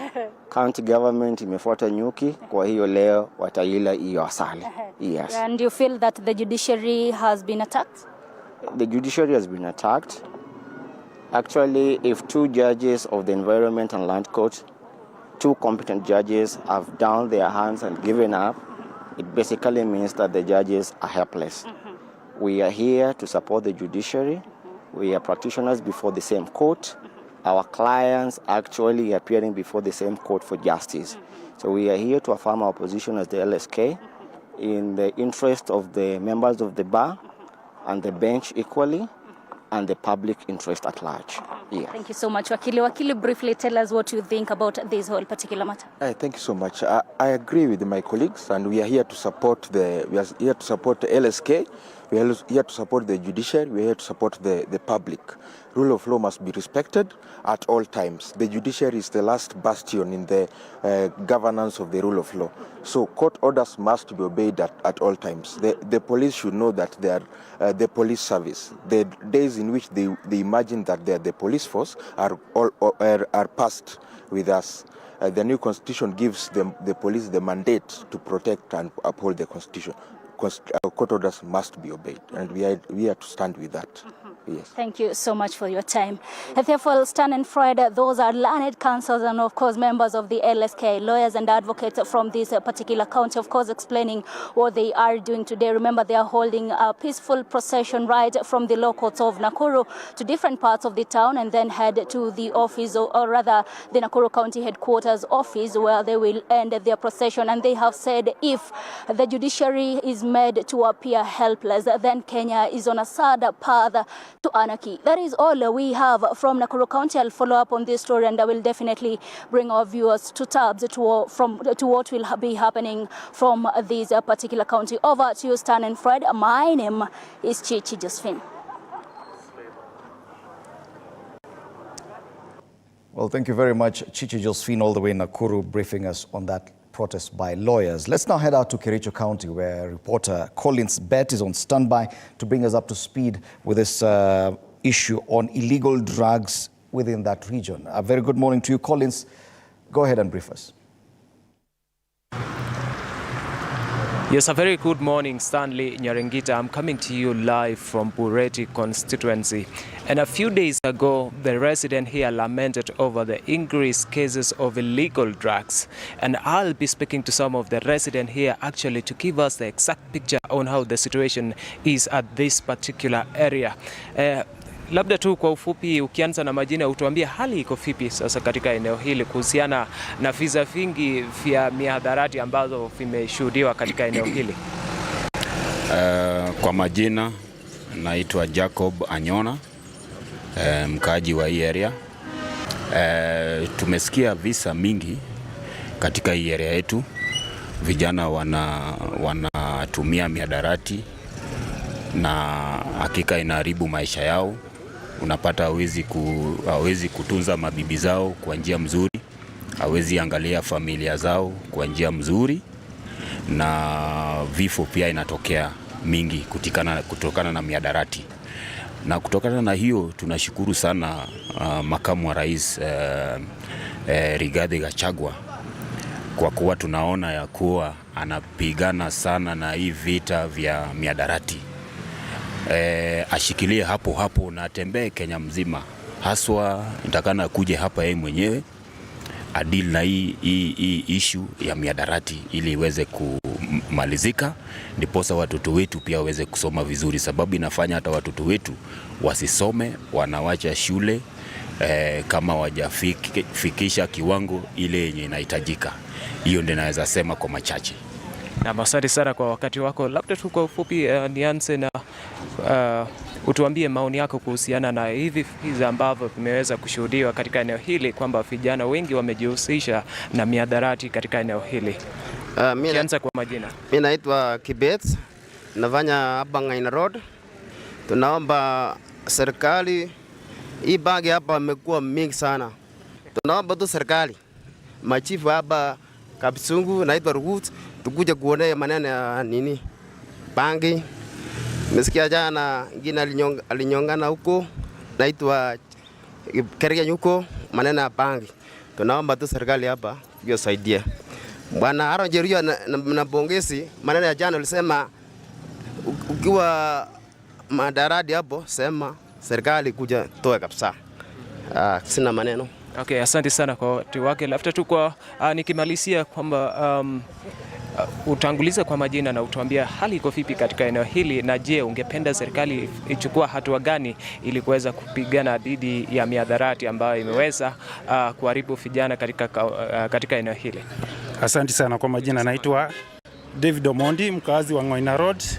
Mimi upande wangu ningesema serikali ichukue hatua. Kwa upande wa mihadarati imeenea sana kwa serikali. Kwanza hata hao wa serikali, kuna viongozi katika hapa serikali wanakunywa pombe, wanatuonyesha heshima mbaya kwa vijana na watoto. Tafadhali serikali kwa ujumla mfanye kazi. Hii mihadarati inakaangamisha watoto, vijana pamoja na watoto wa shule. Asanteni. Asante sana. That is all what is happening here, and that is how exactly the situation here in Bureti constituency, especially here in Ngaina Road town, where the resident had previously lamented over the increase of illegal drugs affecting the young people within the situation. The question is, what is the way forward to end this? From Bureti constituency, Kericho County, my name is Kiplagat Collins. Back to you, Stanley Nyarengita. All right. Thank you so much, Collins Battle there in Kericho, briefing us on what's happening there this morning. And yes, Nyarengita. Back to me. Stanley Nyarengita, back to you. Back to me. Yeah. Real quick, just to take a look at some comments here. Brian Mugogwa, tragedy of sure never allow that. Nelson Peter, in which world, if I may ask? This conversation continues online. Can you, as a man, unaweza kubali kuwekwa? Wow. Interesting conversation, Jay.